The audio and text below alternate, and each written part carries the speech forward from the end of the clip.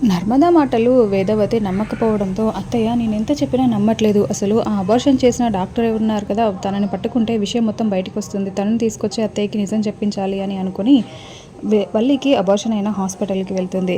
ఇంకా అక్కడ ఉన్న డాక్టర్‌తో మాట్లాడడానికి వెళ్తే, ఇంకా డాక్టర్ కూడా అడుగుతూ ఉంటాడు. "ఏంటమ్మా చెప్పండి" అని అడుగుతూ ఉంటే, "మొన్న ఈ మధ్య మా రిలేటివ్ అమ్మాయికి 4 డేస్ బ్యాక్ అబార్షన్ అయింది.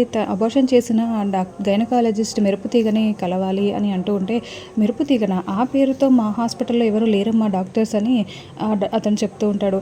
"లేదు సార్, ఒక్కసారి కనుక్కోండి సార్, మీకు తెలియకుండా ఏమన్నా ఉందేమో" అని అంటూ ఉంటే, "నేను ఈ హాస్పిటల్ నాదేనమ్మా. నాకు తెలియకుండా వేరే వాళ్ళ ఎలా ఉంటారు? మా హాస్పిటల్‌లో మాత్రం ఆ పేరుతో ఉన్న డాక్టర్స్ ఎవరు లేరమ్మా" అని చెప్తూ ఉంటే, "సార్ లేదు సార్, ఆ పేరుతో ఉన్న మెరుపుతీగ అనే ఆవిడే మా అక్కకి ఇలా అబార్షన్ చేసింది సార్. నేను తనని కంపల్సరీగా కలవాలి సార్, ప్లీజ్ సార్" అని అంటూ ఉంటే, "లేదమ్మా, ఆ పేరుతో లేరని చెప్తున్నా కదా" అని డాక్టర్ అంటూ ఉంటాడు. "సార్ ఒకసారి సీసీటీవీ ఫుటేజ్ అయినా చూడండి సార్" అని అంటూ ఉంటే, "మీరొచ్చే ముందే సీసీటీవీ ఫుటేజ్ వాడిని తిడుతున్నానమ్మా, అది చెక్ చేయకుండా వదిలేశాడు. సీసీ కెమెరాలు పనిచేయట్లేదు 1 వీక్ నుంచి" అని చెప్తూ ఉంటాడు.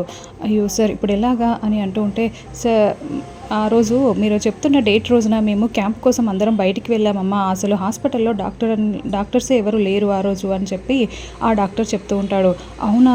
అయితే సార్ మీరు ఒకసారి కనుక్కోండి మీ వైపు నుంచి" అని నర్మదా చెప్పడంతో, "అది నాకు చాలా ఇంపార్టెంట్ సార్, ప్లీజ్ సార్ నాకు హెల్ప్ చేయండి" అని నర్మదా వేడుకుంటూ ఉంటుంది. "అలాగే అమ్మా, నేను నా వైపు నుంచి ప్రయత్నం చేస్తాను.